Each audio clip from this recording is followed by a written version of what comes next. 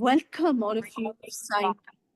Welcome to the program this evening. And all of us here at Springbanks, Trina, Jessica, Jackie, and Sister Barbara, we're all really excited about this offering, especially because it brings together music and cosmology and what's happening, with all of us going through so much at this time of uncertainty and really not knowing what's happening with the earth, what's happening in the world, what's happening in politics, what's happening in our own lives, right? So I think this program is really very timely. So thank you to each one of you, because together we can try to make some sense of life and trying to, out of the ashes and midst of adversity, to find meaning and a direction forward. Just to say a little word about, let me start with the woman first, with Jessica. uh, so Jessica is an accomplished pianist, right? And an author, a presenter, has done a lot. Yeah, I kind of wrote down, got it on my phone here, and where the heck is it? It's just not coming up. So sorry about this. So Jessica used to live in the United States and has moved to Australia. And she presents in Australia as well. And we're really delighted to have her, Rose. So Steve is an educator, cosmologist, astronomer, and currently Steve is the director of the Deep Time Leadership Network, of which some of us have, signed up for the program, which is really very good. Steve also presents here at Springbank. And Steve is someone who has a passion for what he does and passion for the deep time stories of the news story, the universe story, and does an amazing work here. So we are delighted that Steve is part of the Springbank family. And we welcome Jessica to be a part of us. Thank you. So with that, I'd like to just hand over to Jessica and Steve, and blessings on this evening. Beautiful. Thank you, Nita. Yeah, I'm so grateful to be able to be here and to be with Jessica as well. As so many of you know, Springbank is a very special place, and it connects up very special people from around the world. So I'm so glad to be here with Springbank current people, Springbank alumni, and then new Springbank friends. So it's really a place of healing. It's a place where stories, of the earth and the native peoples and the religious traditions and the spirituality and the science, they all come together. So it's a wonderful atmosphere and a wonderful physical place. So I'm glad we've extended this around the world to this virtual space to make it possible for more of us to be here. But just I can't say enough about how special Springbank is, and of course the people who run it, right, who are here as well. So thank you all for all you do and for inviting us to be here. Thank you. Thank you. And I echo Steve's sentiments.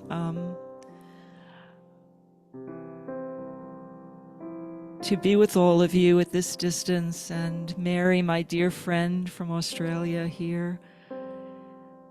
When I got Steve's email saying, "Oh, Anita is delighted by our idea," I felt so happy about that for so many reasons. And so to share all of this with you, especially as Steve said at this time, seems to me so resonant with the possibilities of deepening meaning, deepening connection to ourselves and each other and this world and the cosmos. So I really want to thank you for this beautiful opportunity.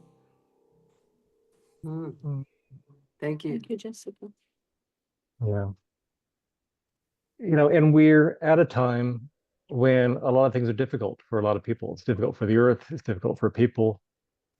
And many people are in search for wisdom. Like, where can we find wisdom? Where can we find guidance? Where can we find inspiration for what happens next? And both Jessica and I would say that we can find wisdom within our stories, right? Within our life experiences, right? Our own, but also listening to other people's life experiences. Because, well, just looking around, I mean, we're, we're an experienced group. We've been around. We've learned something from life, right? We've garnered some wisdom, right? In the 20, 30, 40, 50 plus years that we've been living here. So as an astronomer, I'm an observational astronomer. I'm actually looking through telescopes and studying the universe from afar. And one thing we've discovered in this science of astronomy, and we mentioned cosmology earlier, which is the study of the universe as a whole, is that we're part of a great story, right? The stars have stories, right? The trees around us have stories. Everything has a story. And some of you know Thomas Berry, who was a Passionist priest. He called himself a geologian. He was so enamored with the earth and the earth story. And he said, everything has a story to tell. We just only have to listen to the story, right? So everywhere you look, every being is a story. I mean, really, a being is a story, right? Because something happened, for that being to come into existence or come into your experience in that moment. And that being's story is related, of course, to the story of the earth, because we all come from the earth. We are all stories of the earth in a very literal way.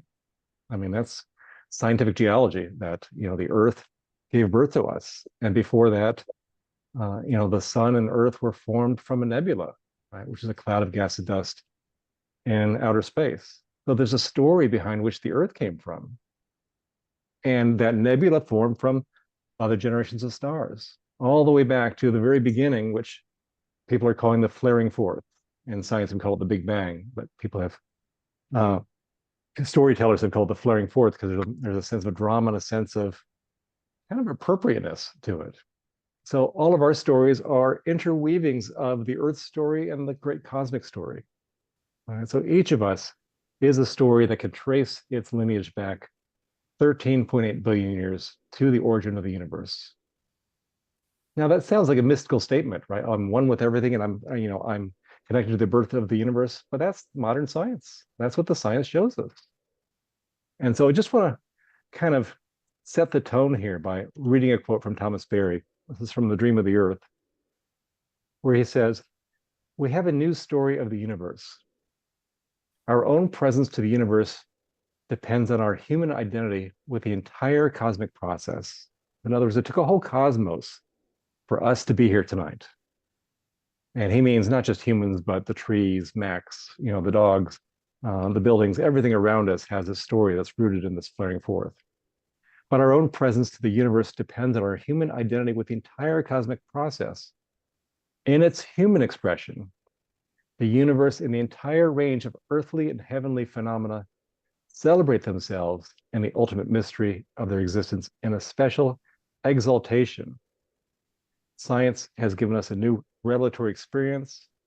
It is now giving us a new intimacy with the earth.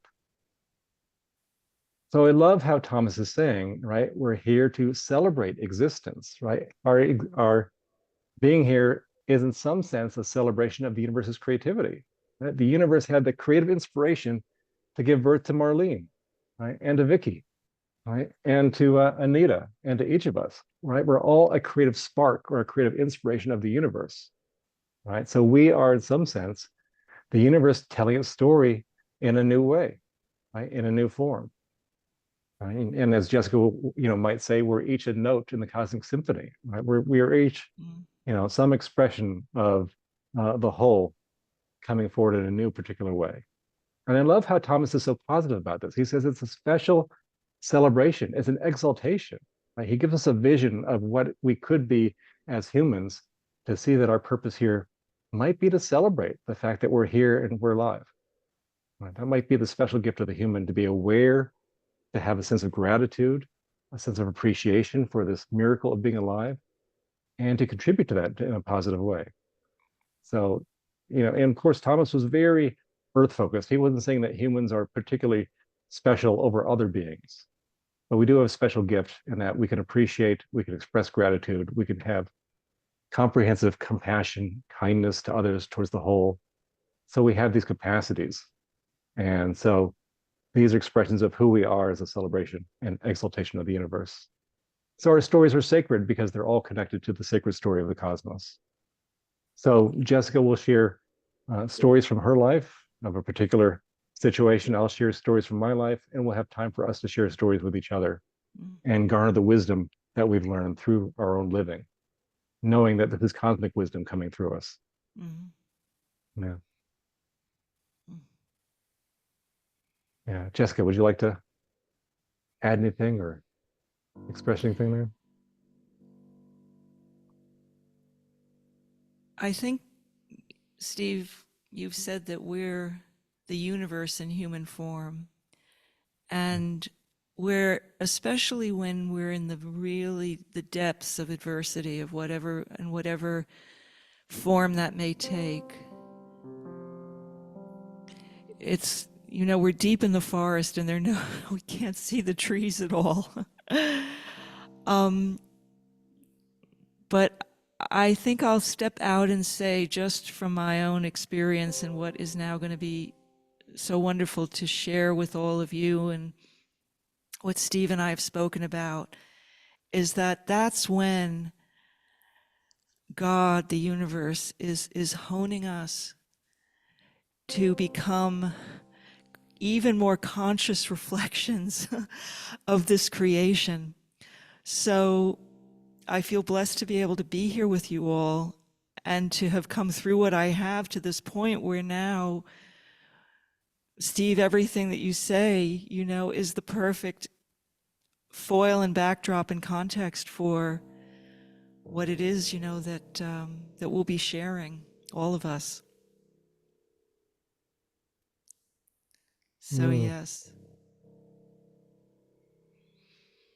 Yeah, I want to just say a few other things now, in that, we get to choose the stories that we inhabit in moving towards the future.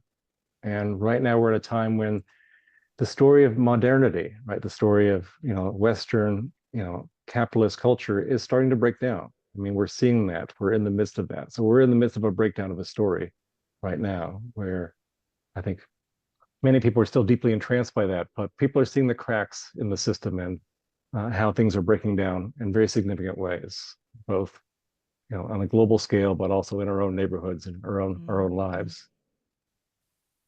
And one thing about the universe is the universe never drops us, right? It's been continuously reliable for 13.8 billion years. It's never even taken a break for a microsecond. It couldn't, or everything could fall apart.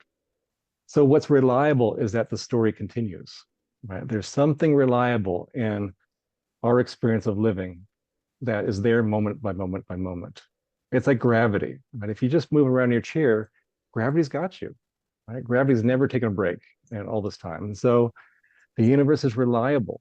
And so there's something there that's holding us even during these difficult times. It's really important to kind of mark, when we're in difficult times, like, what is it that I can rely upon when everything falls apart, or when so many things are falling apart? The other thing is that a new story is always being born, right? Like a daisy pushing itself through the cracks of the sidewalk. The story of the future is being written right now by the collective choices that we all make and the stories that we tell about what we're here for and what the meaning of life is. This is something Thomas Berry talked about many times, right? We're in the midst of the old story and in the midst of writing a new story, right? And the reason why we're in trouble is because the old story doesn't work anymore. It's become dysfunctional. It's not appropriate to the changing global situation. But we can see now that there are cracks happening. And wherever there are cracks happening, that means that there's something new coming through those cracks. Some people may say, well, everything's falling apart right now. It's like, well, that's true. And something new is coming forward. And that's what's breaking things apart. So if you can sort of see the positivity, the future calling us into some new way of being, then that can be very helpful when it seems like things are breaking apart. Right. And there's a cosmic lesson here, and that there's a cosmic dynamic of cataclysm. Everything which has been brought together by the universe is disassembled at some point so that new forms can be created. Right. So there's a sense of hope if we look over the whole range of cosmic history. Right. The universe has built things and then broken them time and time again. And when it comes together, it's always in a new a new dimension of itself. It's never the old thing, right? The universe never repeats itself, but it's always something new, novel, creative, and necessary. And that which came before, that which broke apart, was necessary for this new emergence. So it can be very helpful to sort of remember that there's a larger context, there's something holding us, and what's breaking apart now has to break apart. It really has to, because otherwise the future can't be born in the way that it needs to be. So, I take heart from these perspectives, and I'll share more about my particular story later on. But Jessica, I know you've been a deep story listener and storyteller as well. So I welcome your reflections too. Well, Steve, thank you. And can everybody hear me if I'm playing a few notes as I speak? Yes. Okay.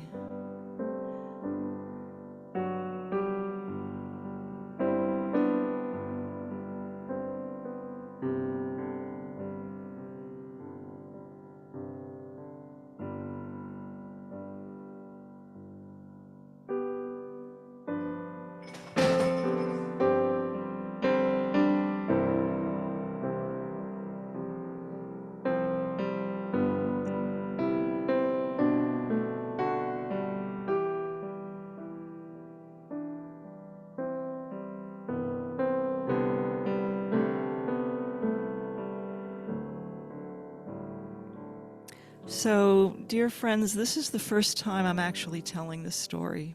And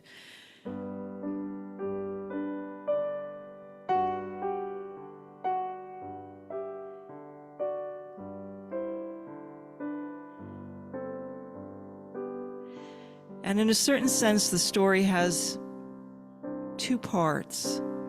The first part is what happened to catapult me into really a new and much deeper way of being in relationship to everything, to what I would say is really the fabric of creation. And, when Steve talks about the breakdown, I'm not a mom and I've never given birth, but I have the sense that we're being birthed. And the story that I'm going to share is really, in a sense, the birth of my soul in a far fuller way than had been the case before. Now, I feel very blessed that my friend Mary Spillane is here. She actually lives near where I lived, and I haven't really shared this story much with her, but to have you here, Mary, and with all of us, is really special. So, one night in mid-April 2024, I was woken from a deep sleep by the most extraordinary experience of what can only be called heat and electromagnetic energy. I was living in a place on the east coast of New South Wales, Australia, so it's this beautiful location. And I was renting this beautiful little townhouse that was about 7 minutes walk from the beach. And where I would sleep at night had this view of the ocean. It was a beautiful and idyllic place. And when I was awoken that night, it was like something that I had never experienced before. There were two images that came to me intuitively, because I had no idea really what was going on. One felt that I was in the middle of a microwave oven. That was the one image. And the other was that I was in a direct line of a beam coming from a hill. So I woke up at 3 a.m. with these two images, and the heat was so intense that I literally got into a cold shower and tried to cool myself down. Now, I really feel the cold. So for anybody, in my life who knows me, that would be completely uncharacteristic. And I had to go downstairs and try and get some relief from this experience. It was really, I was completely disoriented, confused. It was like there was static. My entire system was being completely affected in ways that I had never experienced before. So I waited for a couple of hours until daylight.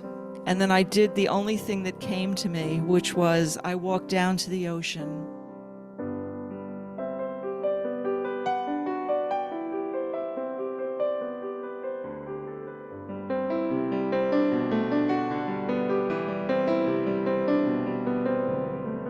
Walking through the trees, feeling that all I could do was just try and get to the water as soon as I could.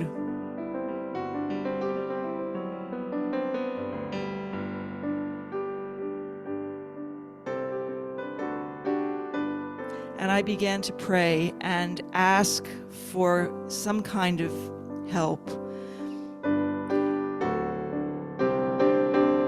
And I walked back and forth along the ocean's edge. So it's a very beautiful place because it's the site of an ancient volcano.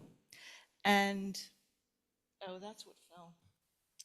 I have a rock. I have a rock from this that is, it's the ancient volcano that gave forth all of this lava 260 million years ago. And at the edge of the ocean, there are all of these outcroppings of rocky surfaces. And I leaned back against one to try and gain some sense of grounding. I had the feeling like if I could shed this energy, I would be better off.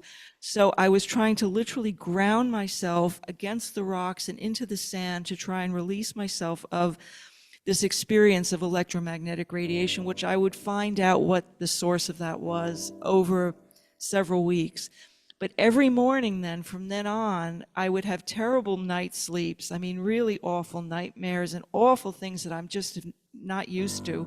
But every morning, dear friends, I would go down to the ocean and lean against the rocks and walk back and forth, sometimes 3, 4, 5 hours, letting the water rush up along my feet and, you know, feeling the sense of the balm that nature was giving me.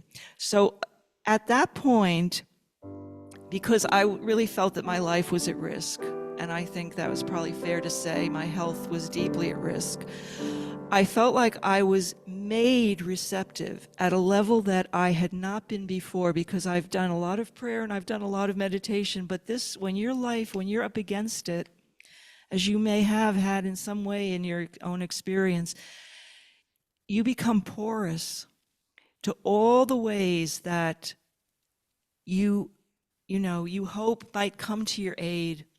So every morning I would bring down these little diaries, and I would write down the messages that were coming to me. And they were coming to me, I would say, from that great creator of the universe, God, angels, saints. I could feel like there were spirits that were coming to my aid to help me.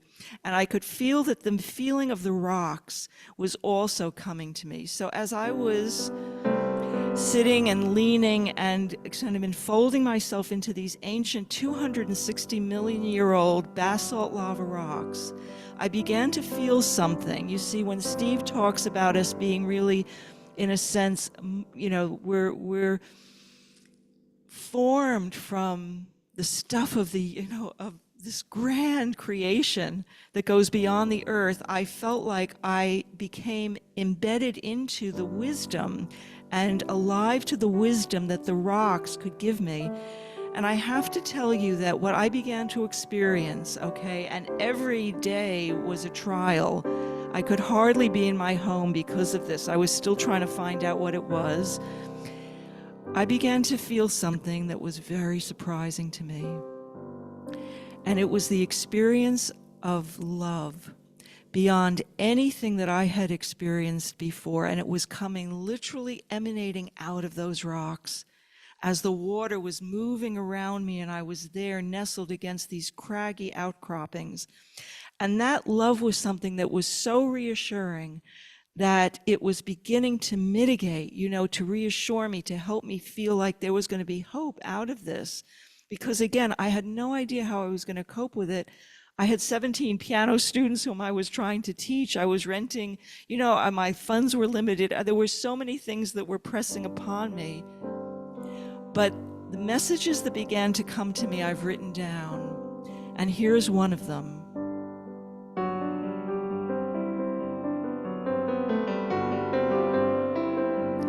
We're preparing you to enter into the fabric of reality. You're being protected, don't worry. You're protected until you get clear on where you need to go. And you're not walking alone.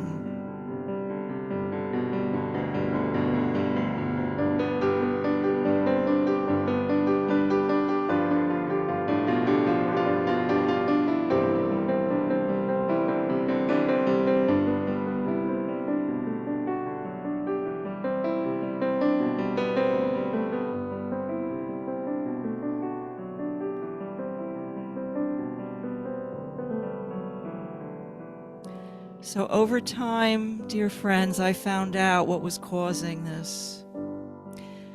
Angels come in all different forms, and some of them are specialists in electromagnetic radiation and have companies, and came to my aid at no cost.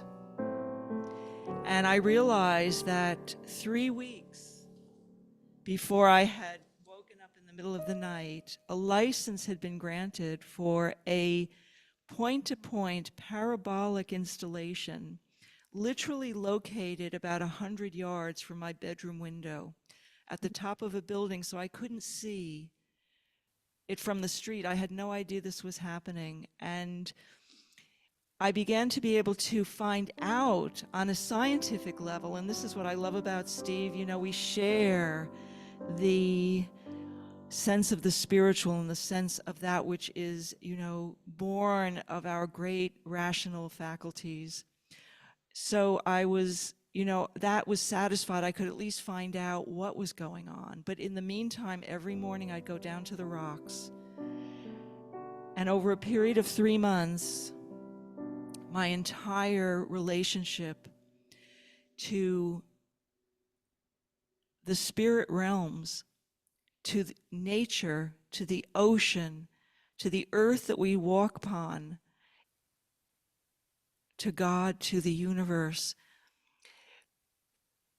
transitioned into a far greater sense of myself than I had had before under this duress.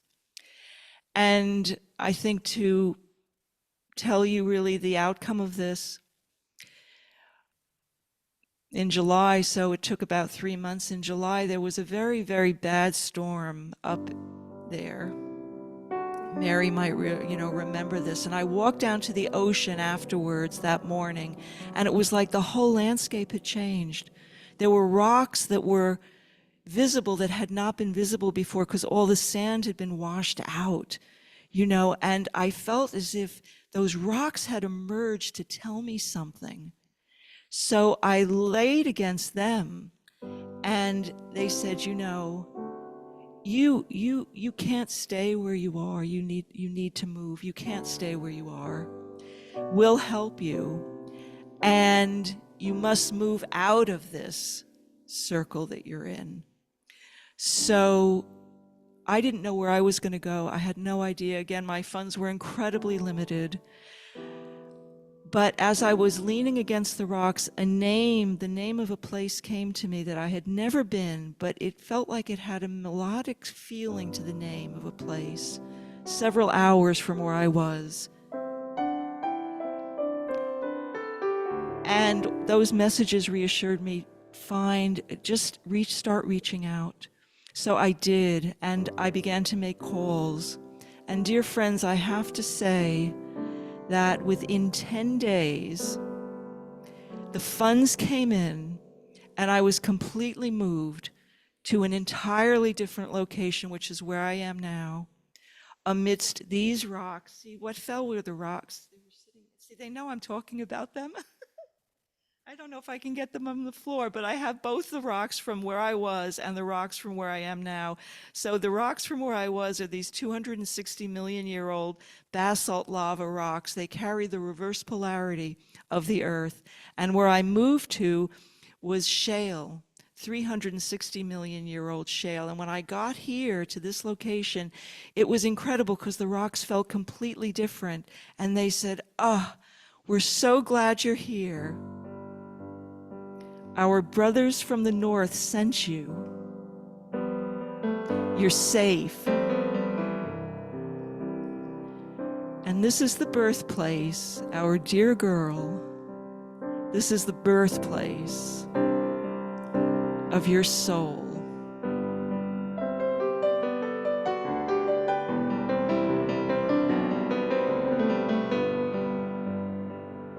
Amazing grace. How sweet the sound that saved a girl like me.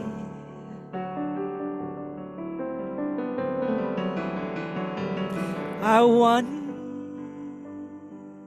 was lost, but now I'm found. Was blind, but now I see.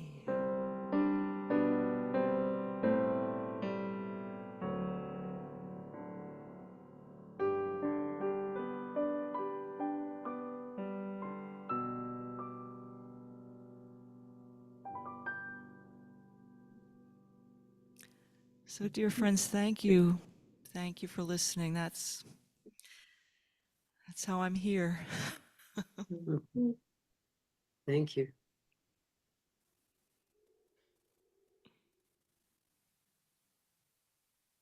And the wind is howling outside. It's a clear blue day, but the trees are moving and everything, you know. We move in this. It's extraordinary. And are moved by it.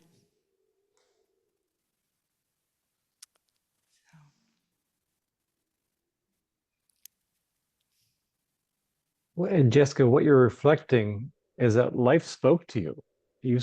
Life spoke to you when you needed to hear it most, and it came in the form of these rocks, these beautiful rock beings, these ancient rock beings, and you listened.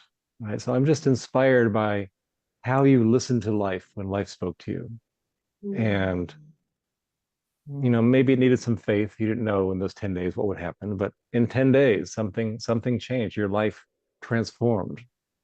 But life spoke to you and you listened. I think that's really important to affirm here. Yeah. And this is a question we want to put to everyone. And we thought we might make this interactive by having people spend some time in breakout groups, because we're all wise. We're all wise. We're all wise in the ways of life because we've done a lot of living. Right? We've been through a lot, each of us.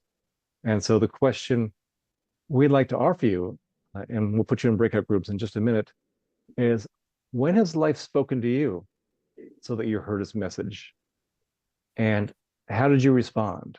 I'll put this in the chat so we can have this to reflect upon. But when has life spoken to you so that you heard its message, and how did you respond? So it's just a very open question, and there might be a story in there you might want to share with your partner, or maybe reflect upon a time when you listened to life and you heard what life was telling you and you responded in some way. So this could be a chance to share with your partner maybe a short story about when this happened for you and how that was for you. We've heard this inspiring example from Jessica, but we're going to put you into groups of two. Yeah. And so I think we have a 13, Anita, is that right? Just now I think yeah, I sign up. Yeah, so you need to do 13 maybe rooms. No, it'll no be less than 13 because it's just 16, so we'll have 8 rooms. six rooms. 8. If it's 2 in a room, it'll be 8 rooms, right? 16 people. Mhm. Yeah, but 3 of us aren't going in. Yeah, no. All right, that's right. So Yeah. how many rooms would that be? 6. Okay. You can do 6 rooms and have 3 people in one room. Okay. Why is this in so many rooms? Yeah, thank you to Anita for doing this. She's just learning how to do this in Zoom right now. So we're How so many grateful rooms? she's 6 I, rooms? you could 6 rooms would be fine. Great, great.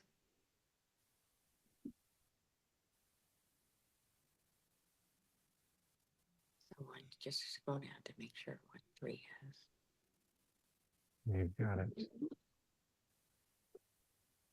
You don't be joining. Right.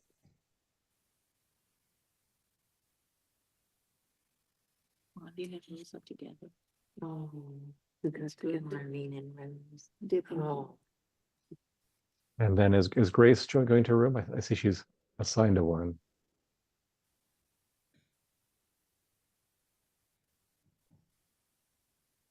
joined. She might be having trouble. Hmm.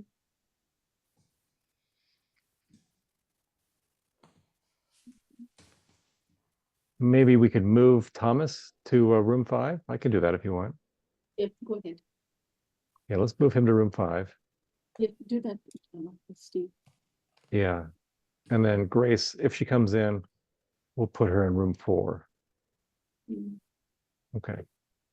And we forgot to let them know it'll be 10 minutes. So I'll just write Put in the chat. Mhm.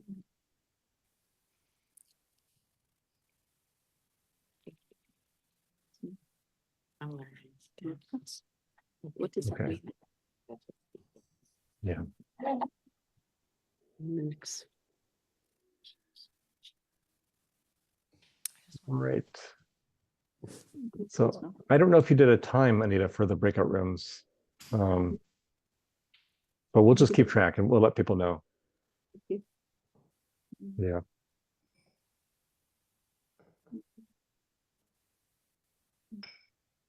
Great. Thank you, Anita. Thank you, Steve. You learned a new thing. Thanks, Steve. You were so patient.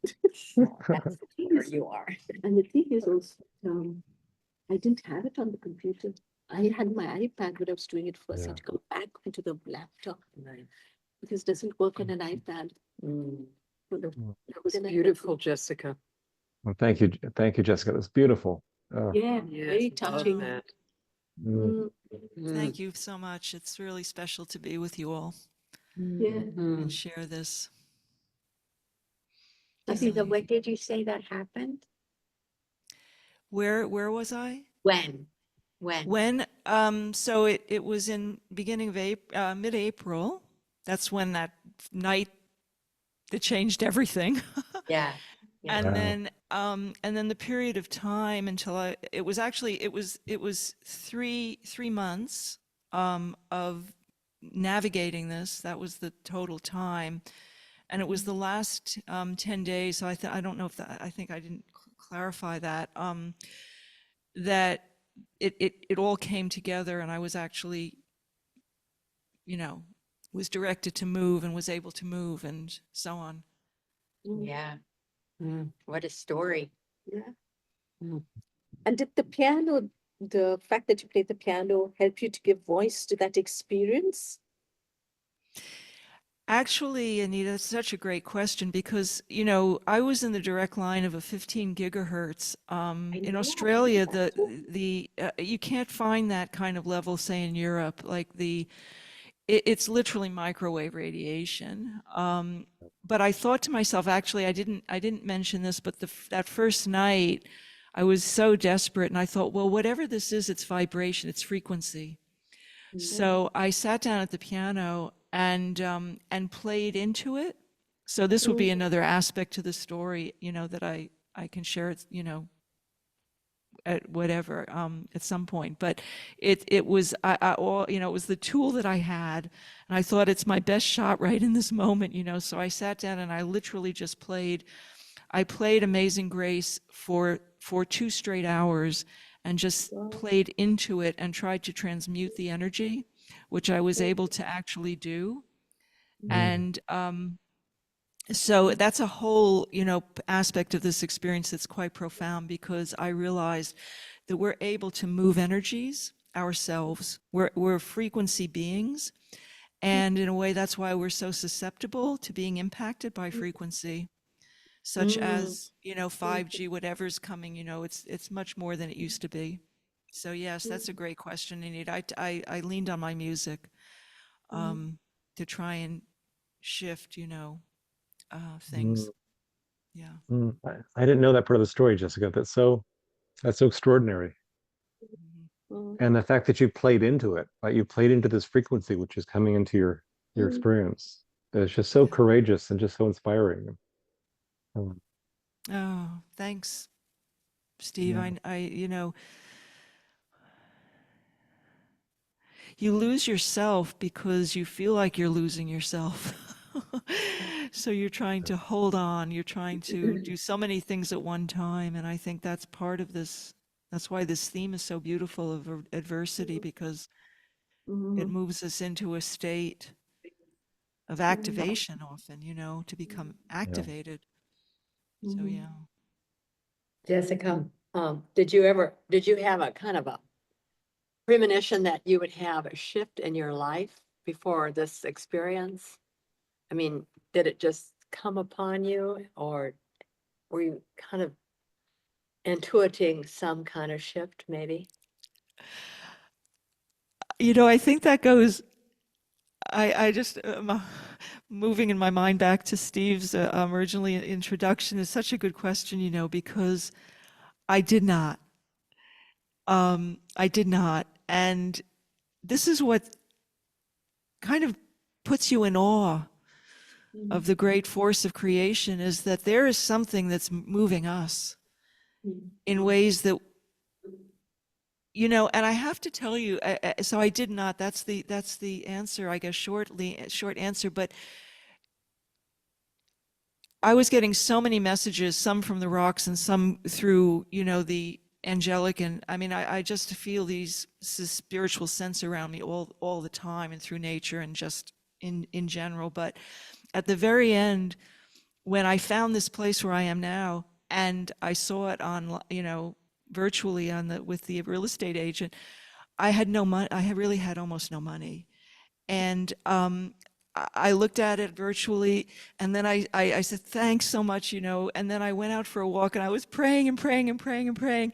I said, what do I say? What do I say? And the message came to me saying, tell her it's perfect. And 2 hours later, a significant amount of money fell into my lap from that I had no idea was coming. And the message that came to me was, and kind of to answer your question, which I think is actually really significant, is that I was like, I fell literally to my knees. I had been 3 months in a 15 gigahertz, line of, it was so intense.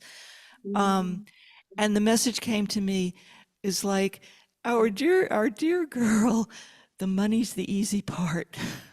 You did the hard part. You actually listened, and it was like, Steve, what you just said. I actually just followed what was being revealed to me. I was doing the hard, and the message was like, don't worry, the money's the easy part. We just tweak some numbers. That was literally the message I got. But that I could move, and 4 days later, I was moved 4.5 hours from where I was living to a place I'd not known. And this is like, sheltering me here. So thank you for Mm, asking the question. It's profound question, yeah. actually. Yeah. Yeah. Mm, Enough, yeah. It's amazing. Mm, Yeah. Great I love that. example. Yeah. Go ahead, Trina. Great example of trust, Mm, that you trusted and it just fell into place. mm, yeah, Yeah. yeah. Yeah. Mm. Incredible. Yeah. And I love it. I'll always remember that teaching, right? The money's the easy part, right? It's the faith Yeah. that's the hard part, right? Or the Yeah, trust. that's right. That's right. That's It's right. it's just the inverse of our society, Yeah, right? that's So, exactly right. That's Mhm. exactly right. but That's you know, kind exactly of, right. yeah, That energetically. sums it up. That sums it Yeah. up totally. Yeah. Oh, we should be sure to we should be sure to share that with the group because it's such an inspiring message and such a wisdom, a Yes, wisdom yeah, teaching. absolutely. Yeah. Yeah. Thank you for asking it. Yeah. We spur each other on to revealing ourselves, you know. It's really Yeah, beautiful. yeah. Yeah. That was yeah. Yeah. And if you had I'll stopped never to say, forget that. oh, I don't have the money, so I can't do this, Yeah. you would not be where you are today. Yeah. Mm.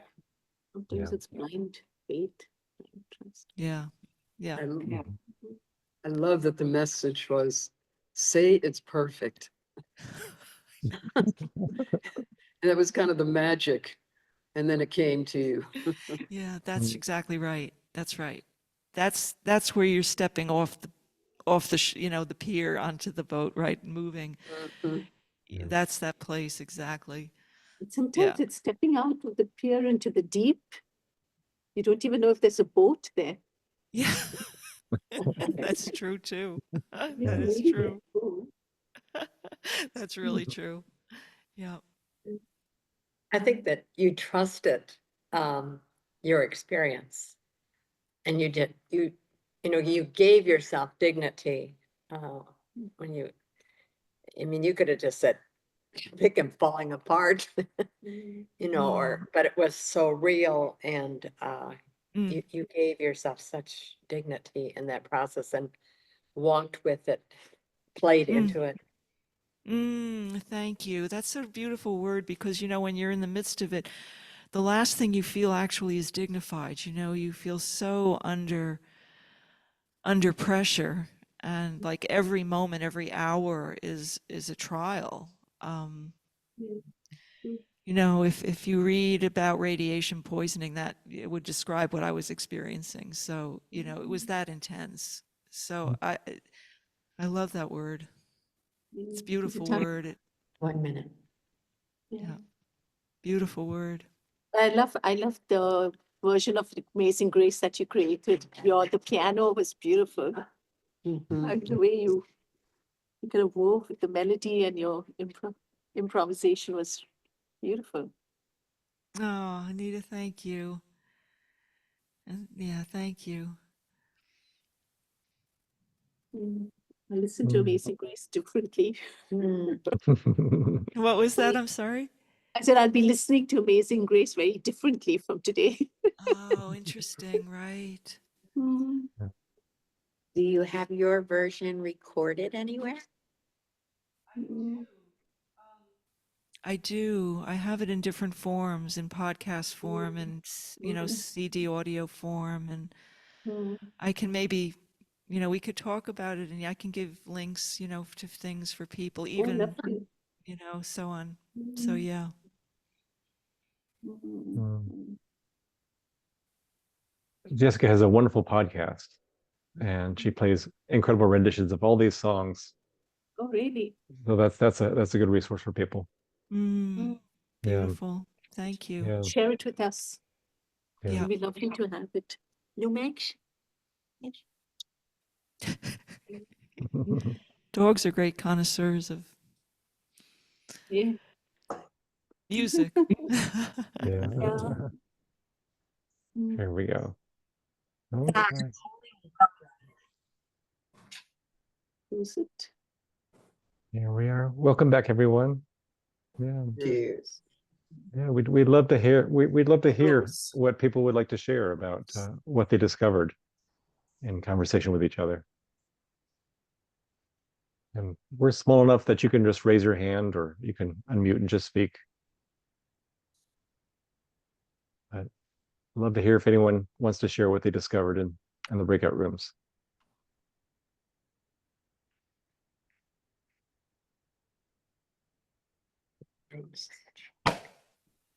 Mm.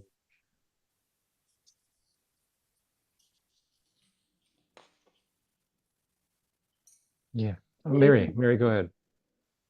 For sharing with Patty, and she shared a wonderful experience with me where she took herself away for a month because she felt the need to, and that she invited her family, and friends, but she had 10 days to herself. And after she got back home, there was a wonderful healing between her and her daughter. And it was just very, very moving. And I just really appreciate her sharing that with me. And that healing is continuing and is genuine and deep and real. And I just feel so blessed for her to have shared that with me. Thank you, Patty. Bless you and your daughter. Thank you, Mary. Yeah, Mary had so much in common. And she shared with me how she was kind of pushed into a commitment that has really turned out to be fabulous for her spiritual journey. And I appreciate that, Mary. Thank you. Thank you, Patty. Mary's on the coast of Australia, and I'm on the east coast of the United States. Mm. Thank you both. Would anyone else like to share?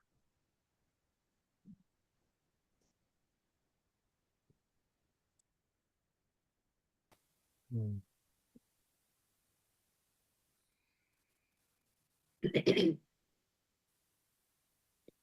Hi, this is Marjorie. Hi, Marjorie. Asa and I had some time to share. It was truly a gift. And one of the last questions I asked her, I said, have you ever been to Springbank? And she said, no, but I can't wait to go someday. So that was really a wonderful part of our conversation towards the end. But we each had our own story to share. And it had so much to do with, the fact that we're living in adverse times and things are starting to fall apart. But something new is coming, and that's why we're coming apart. We're looking for this new emergence.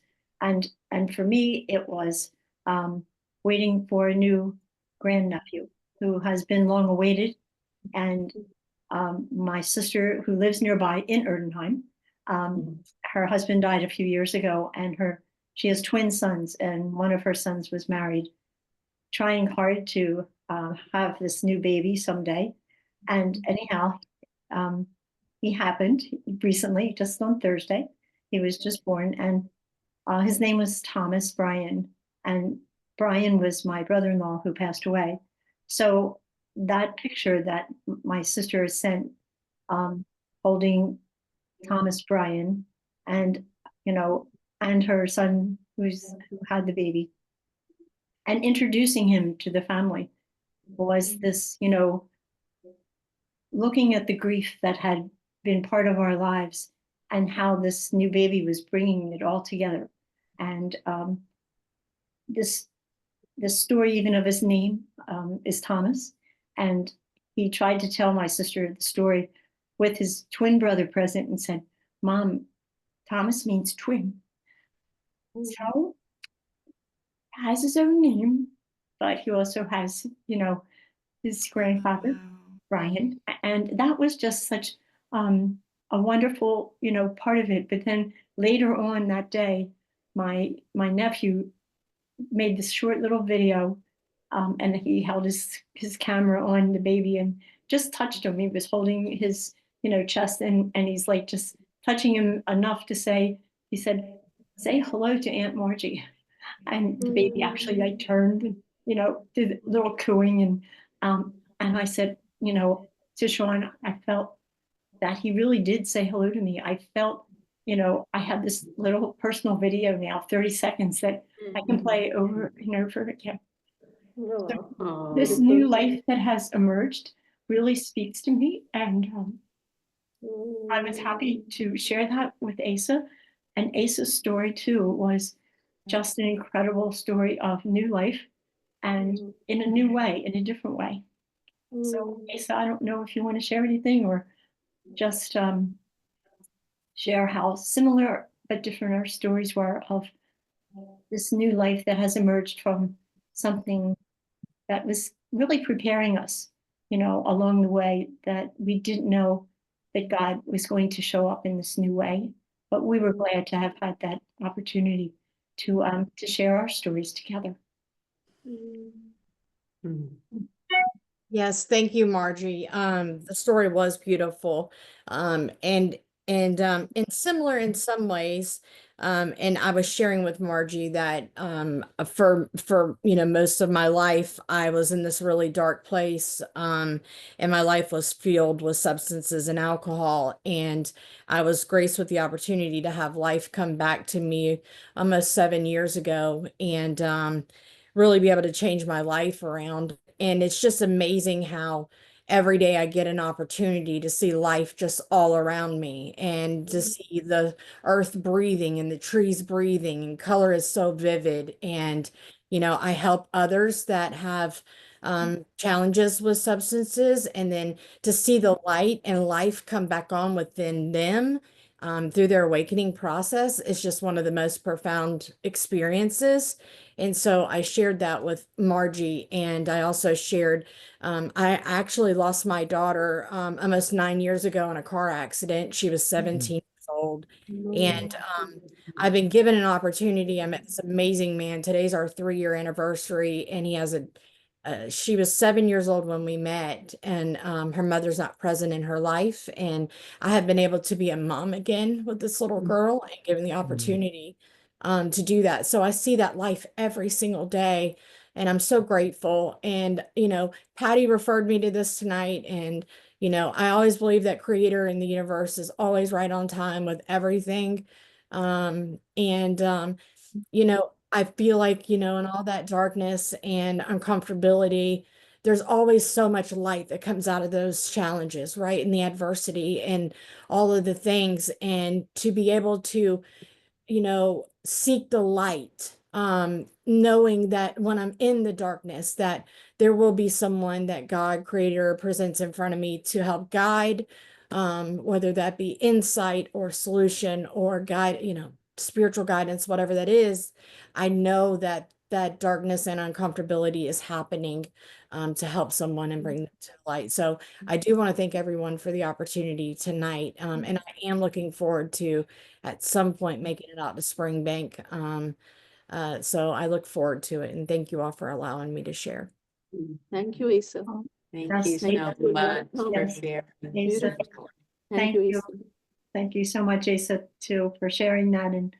And the good news that she's a senior at Charleston, so University of Charleston. I think that's such an accomplishment. So you'll be a graduate soon. So I'll be thinking of you. Thank you, everyone, for allowing us to share it together.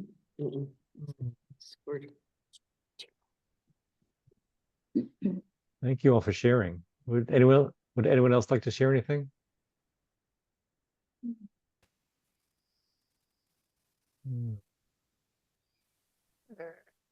Jessica, you were sharing some parts of your story that the rest of us haven't heard. So maybe you could just catch us up with those bits, because they were just so inspiring to me. And just add them to our conversation here. Sure. I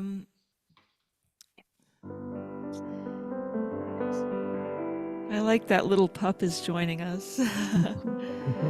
So, right. So the story that I was telling you before about this radiation, and what I would find out, as I mentioned, is that it was 15 gigahertz, which is incredibly high. And if anyone looks online about what's called radiation poisoning, quote unquote, that's what I was experiencing. So it was really pretty bad.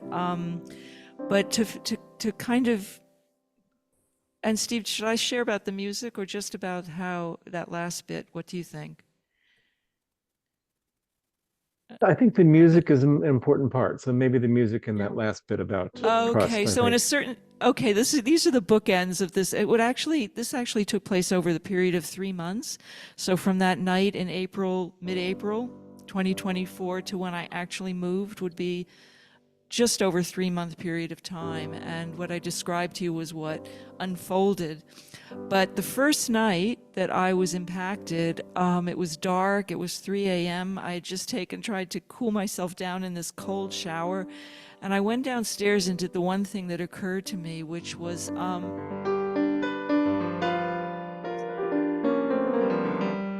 because I thought that whatever this thing is, it's frequency. Like that I knew. So radiation is frequency, and we're frequency.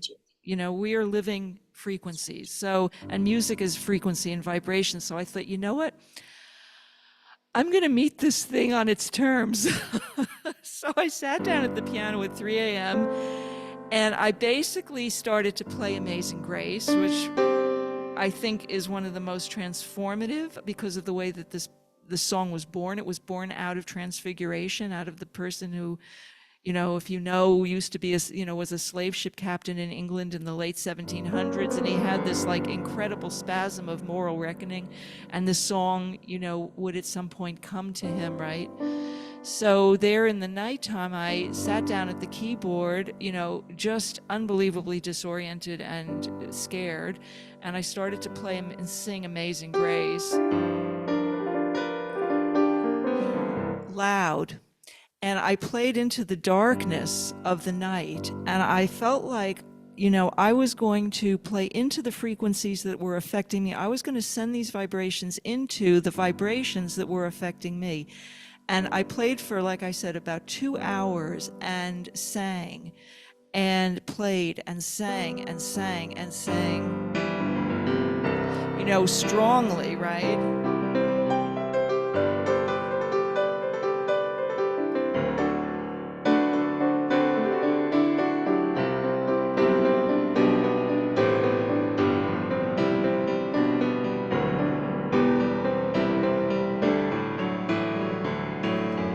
And singing Amazing Grace. And I kept going and I kept going. And as dawn was breaking, I felt like something incredible happened. It was as if I had almost, for lack of a better word, carved out a space in that radiation that was safe. It was as if a bubble had been created in the frequency that was free.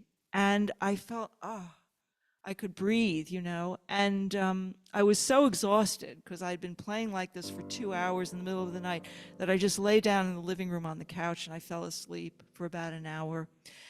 And then when the sun really broke, I went down to the ocean and began that process, you know, of really what would turn out to be a deepening experience of the universe, of God, the creative force of this universe as it's coming through all of the aspects of being. And that's the bookend. That's one side, and then the other side 3 months later, after all of this, when I had been directed to try and find a place in this location that I'd never been before. I didn't know anyone. And I made the call, and the woman had taken me through a tour of this house, you know, virtually. I really didn't have money. And I wasn't sure how I was going to afford to actually move, which is many thousands of dollars to do so, especially at, you know, some distance like this. So I got off the phone with her. She had taken me FaceTime, you know, to this place, and I thought, what am I going to do? So I got this direction to go outside and just start walking. And I went outside and I just started walking and I started praying. And the voice came to me, tell her it's perfect. So I immediately called back and I said, Chrissy, it's perfect. And it was the weekend, and it was actually my birthday 2 days later. And interestingly, a few weeks before, I had gotten the message that I would know where I was going by my birthday. And I mean, nothing was clear at all. But 2 days after this virtual tour, I called her back. I called her back right afterwards, and I said I'd gotten this message that I told her it's perfect. So then the weekend gave me a break, and then I could relax on Saturday because I got the message, okay, now you can relax, it's done. But I mean, I really didn't have any way to know how I would even get there.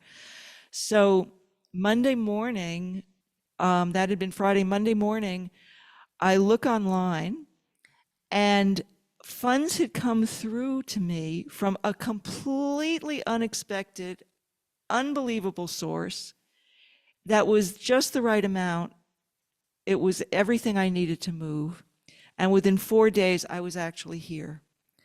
So that's what was happening. It was like I was literally just, and the message came to me. I said, literally fell to my knees when that money came through. And I said, thank you, thank you, thank you. And I got this experience, this message that said, the money's the easy part.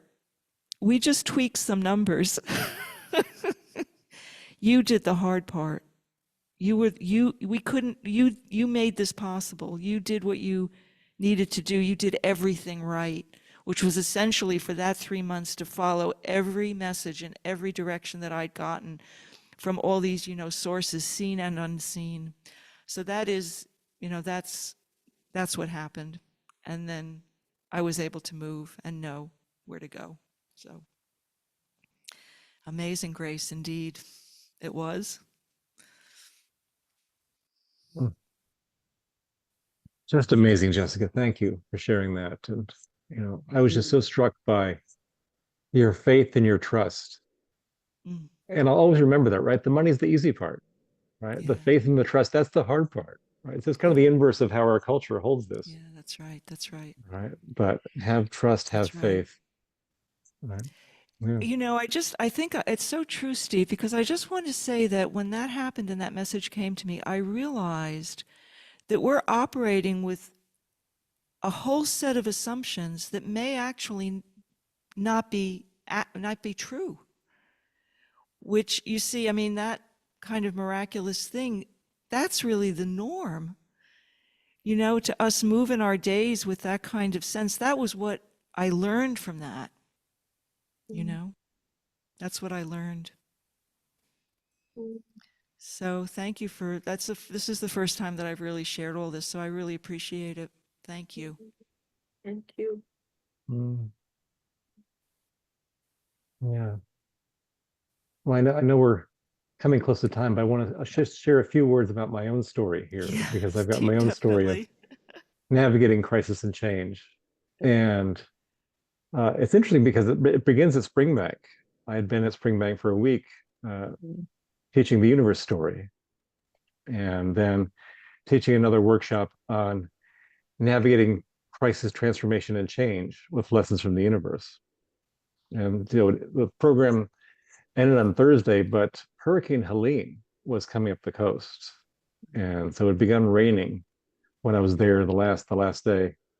And then, of course, Trina and Anita and everyone were saying, you need to go, don't stay, and do the last session with us, but go. And so I drove home through the rain, which is getting worse and worse, and got back to Asheville, which is where I live. And then the hurricane hit that night, and we had trees coming down and dramatic rain, and I didn't sleep a wink that night. And then the next day, if people know about this, the floods came, right? And Asheville and Western North Carolina was devastated. And we woke up in our neighborhood. There's no power, there's no internet, there's no water. Our neighborhood had been cut off by trees falling across the road. So we were completely cut off with no access to the outside world. But we came out and we helped each other. And so it really brought us together. I mean, it brought out the best in humanity. We checked in on each other. We got out our chainsaws. We got busy and we got helpful. So it's just so lovely to see kind of the essence of humanity at these times is goodness, right? We're here to help each other. And that was just the natural response of what happened there. And we were bringing water to people, we were helping people cook, and I had a camp stove, and we were able to supply that. And we were sharing with each other. Some people say, "Hey, I heard this," and we started to organize our days around listening to the radio, because at 10 a.m. and 4 p.m., the city of Asheville would send out a report about what was happening in the community. And so we would all get into our cars because we had no electricity in our houses. And we would listen to the radio reports of what was happening in the outside world. And of course, our refrigerators were, unrefrigerated, and people were having cookouts and coming together and sharing meals. And it was just lovely, right? Lovely at a time of such tragedy. And then we were eventually able to be cut out of the neighborhood and go out to just see the devastation, because we had no idea how devastating it was. And I lived in a slightly higher part of Asheville, so the floods were kind of below me. But just I wasn't prepared for the shock of what it was like to be in that devastation zone. And you've probably heard this, and it was on national news. Many people lost their lives and their livelihoods, and neighborhoods were wiped out, and hasn't been the same since. And it was really hard. It's the first time I'd been through a natural disaster like this. I grew up in Florida. I'm in the Florida Keys right now, and of course went through hurricane all the time. But the flooding was a whole nother dimension to it. And what was really touching for me and surprising is that during this time I lost my faith.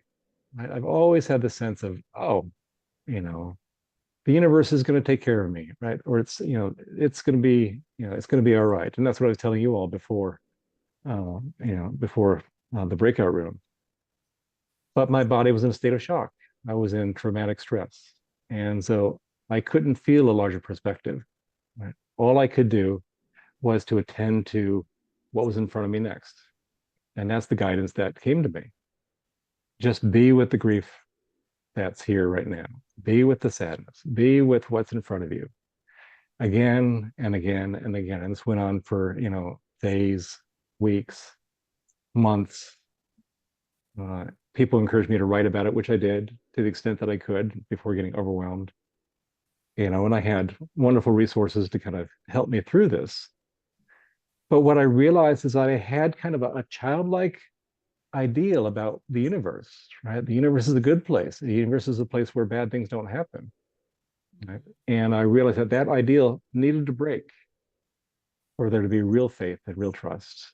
And that's what came out of this experience for me, was faith and trust in God, the universe, the cosmos of this moment.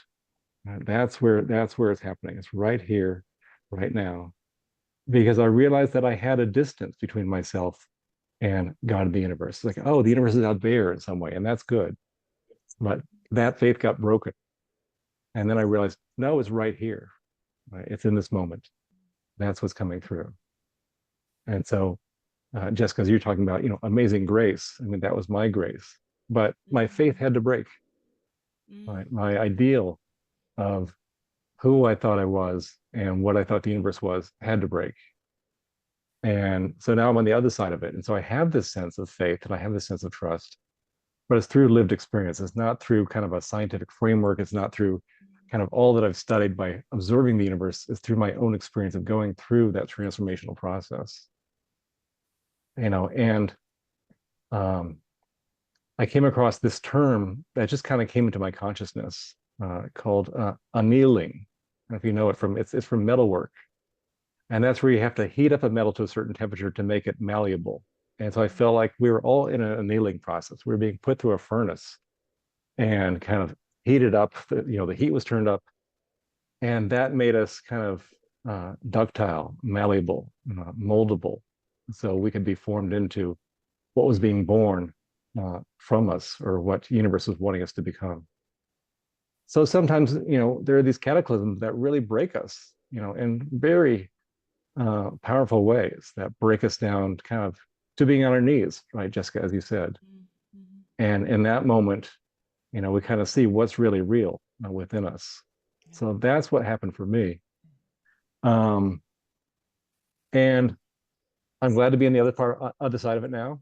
my faith is back, but it's coming back from a different place. I'm a different person. I've gone through a death rebirth process in this. Asheville is still recovering, and there's still trees down everywhere. Of course, I feel tremendous loss because the trees in my backyard, they're family, and they fell. And we had to, cut many of them down as well. And so we're still grieving the loss of those immense beings that protected us and gave us, shelter for all the birds and all the wildlife in our area. And so we're still in transition around this.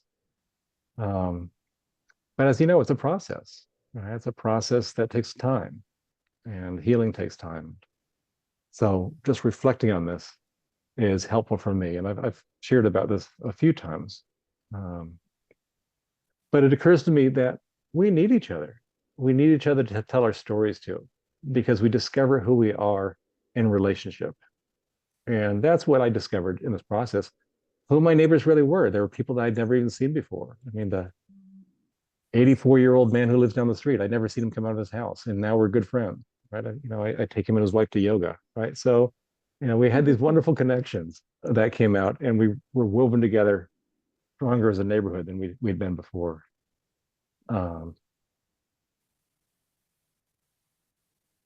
Yeah, I'm just kind of sitting with this.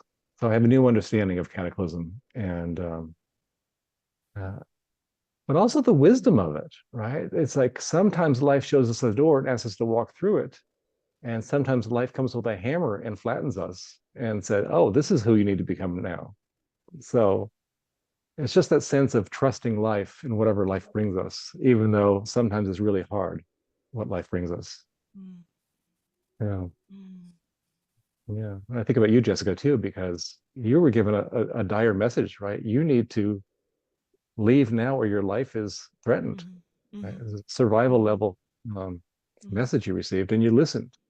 Mm-hmm. And so that sense of listening to life, trusting life, but also finding our own way. And this was a question we were going to ask you, but I'll just bring it here into our group of what's your way of deeply listening to the conversation that life is having with you. I'll just put this in the breakout group, not the breakout rooms, but in the chat. And we could just spend a minute or two reflecting on this. But what's your way of deeply listening to the conversation life is having with you? And so this is something you can carry with us, because we all have our own way of listening. We all have our own ears. I mean, for some people, it's through art, it's through music, it's through science, it's through dance. How do you tune into that radio channel of guidance that's always transmitting, that's always speaking to us? Right? What's your way of listening? And Jessica, I love that you played into that which was threatening you. I mean, what courage it takes to kind of play into and play with that frequency that was being so disruptive to you and your life. So that's the question I would put to people is, what's your way of listening to life? Knowing that it'll be different than the person next to you. Right? We each have our own way of how life speaks to us and how we listen to it. And then also, kind of as a coming forward out of this conversation, do you have a sense of what life is telling you at this time? And if you really listen to the message that life is trying to give you right now, what is life saying? If you can hear it, and you have a sense of what life is telling you right now. So this conversation we're having is really the beginning of a larger conversation I would invite people to have with life. How are you listening to life? What are you learning from life? What is life sharing with you? So maybe we could just share a little bit together and see if anyone has any insights or maybe have a similar experience. And then Jessica, I know you want to kind of weave things together in the closing as well. So I want to hear from people as well, but also start to weave together what we've learned as well in our time together.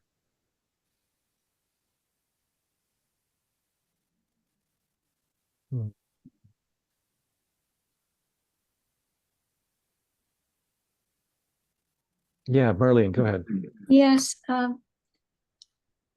it's been a rough time the last few months, first of all, personally, because I tore my Achilles tendon and it's affected both of my legs. And so I'm learning how to walk again.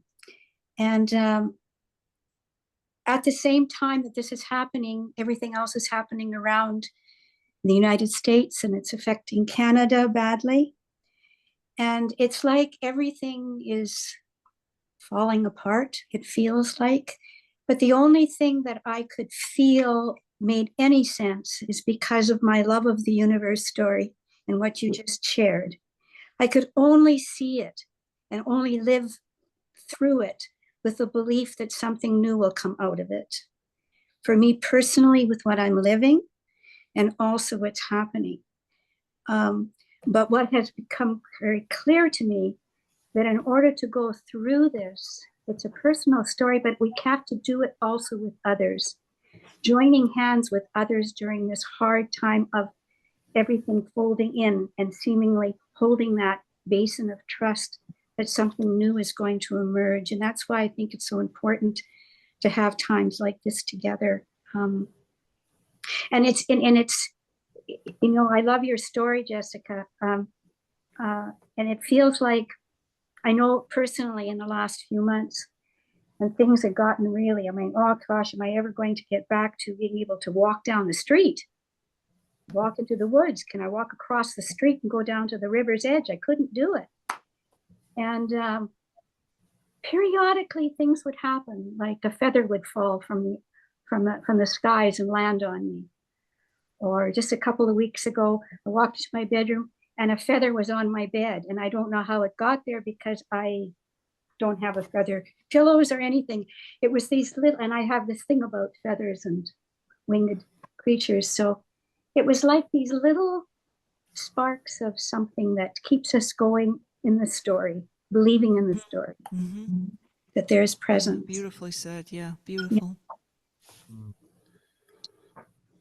And I love that life is speaking to you in a very particular way, through feathers as one way, but just how personally life speaks to us. It's a message just for us. And I want to acknowledge in the chat what people are sharing. Patty shared, being still for a few minutes and asking God what I can do to serve him. That sense of openness, just opening and emptying. And then also Mary says, silence and contemplation are my way of listening to God and what I'm being asked to do. Yeah. So it's really good for people to know, what's your way? How do you receive? How do you open yourself to the messages that are being shared with you, right? The directions that are being given to you. And it's good for people to kind of, you know, listen to those channels right now. And if you're not sure, it's a good opportunity just to be open. It's like, well, how is life wanting to speak to me now or today? Yeah. That's beautiful, Steve. You know, I'm struck with what Marianne said, because those signs are potent and they carry us, and I think kindle our faith and connection with that which is, you know, often unseen. It's like the bridge between the seen and the unseen are those little signs. Not so little sometimes. Yeah.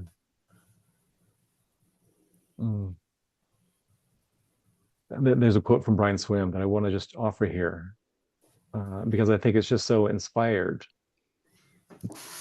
And he says, and it's so interesting, we mentioned Thomas Bryan earlier, because this is from Brian Thomas Swim.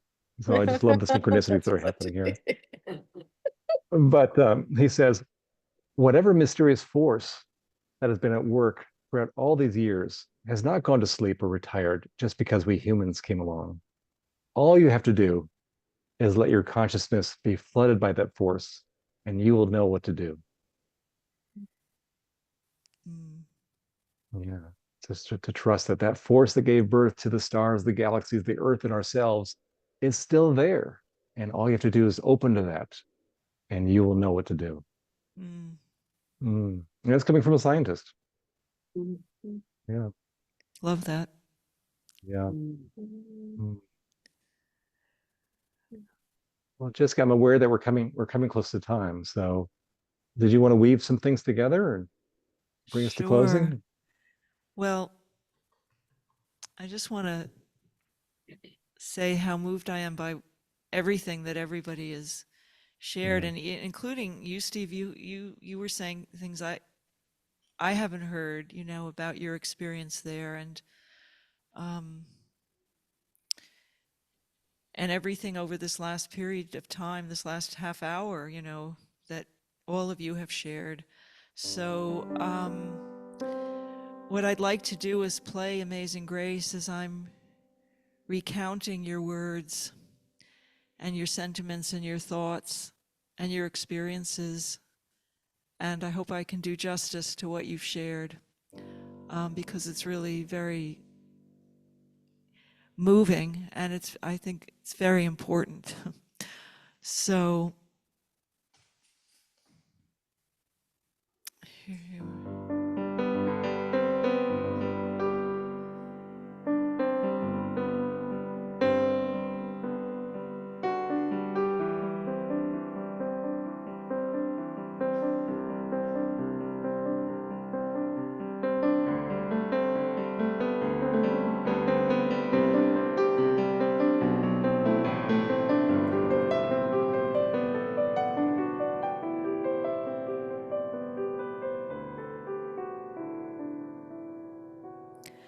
So there was a wonderful healing with her daughter. That's what I heard.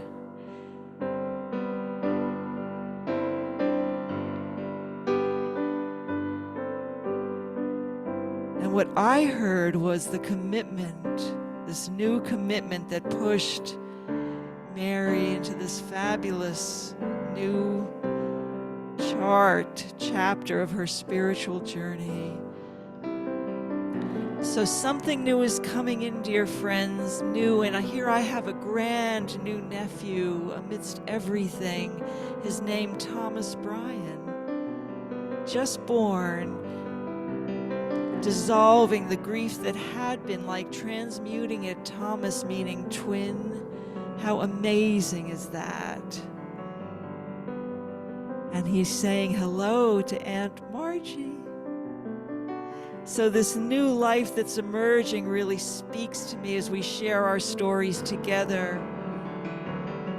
And for most of my life, I've been in a dark place.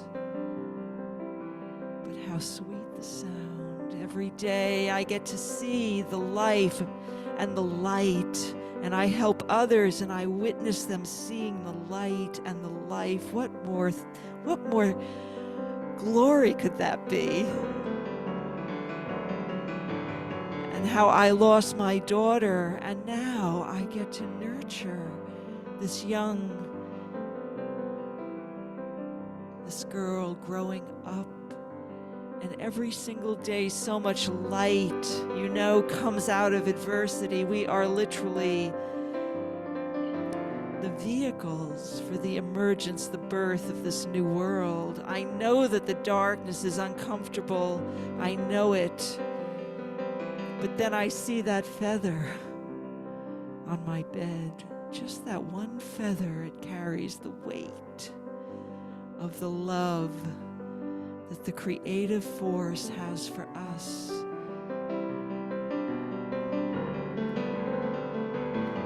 And that night that the storm came, that night that the hurricane gripped our community, I didn't sleep a wink. There was nothing when I woke up, no power, no internet, no water, no nothing that we're so used to just simply leaning into and relying upon, they're taking for granted. But what happened was we helped each other, all of us, our neighbors, now I know them when I didn't know them before. And the essence of our humanity, dear friends, it's clear. Out of this adversity, we become human. How sweet the sound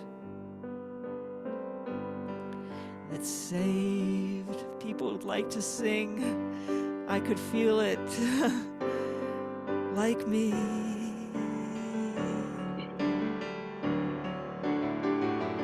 I once was lost, but now I'm found. Was blind, but now I see.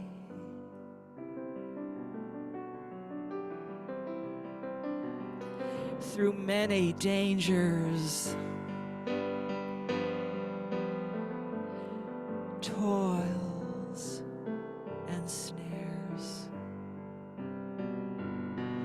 we have, all of us, already come.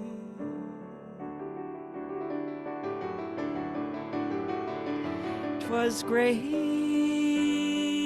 that brought us here thus far, and grace shall lead us home.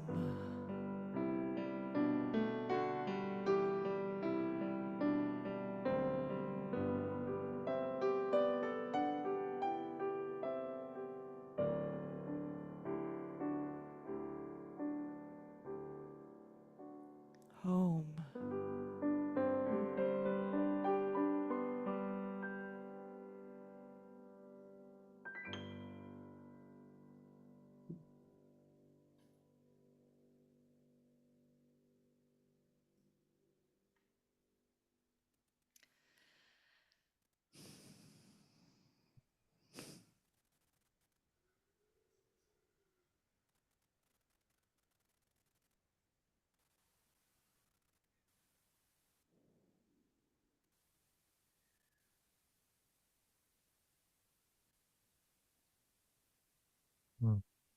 Thank you, Jessica.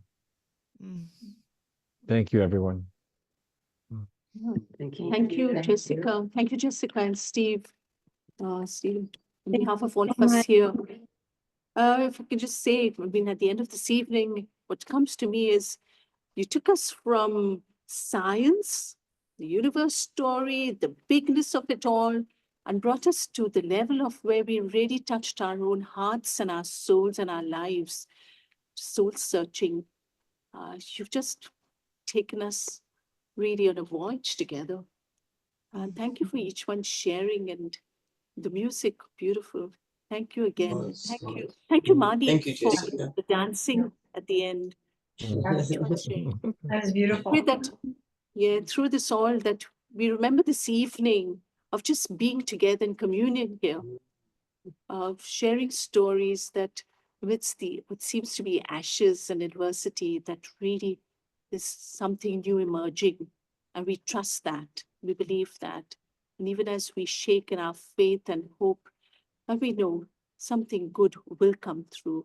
So thank you again, each one. And I look forward to having some more conversations like this by Zoom. I just feel there's something new happening even here. So really, thank you, Steve, for initiating this, and for Jessica taking up that invitation. Oh. May God bless each one of you. God bless us all. Thank you, sister. Thank So you. much. Thank Thank you. Thank you so much. Thank Thank Thank you. you. Thank you. Much Yes. love. Thank you. Yes. Blessings, Thanks, everyone. everyone. God bless. Thank you. God Thank you. bless. Thank Thank you so much. Thanks, Jessica. Hi, Rose. Hi,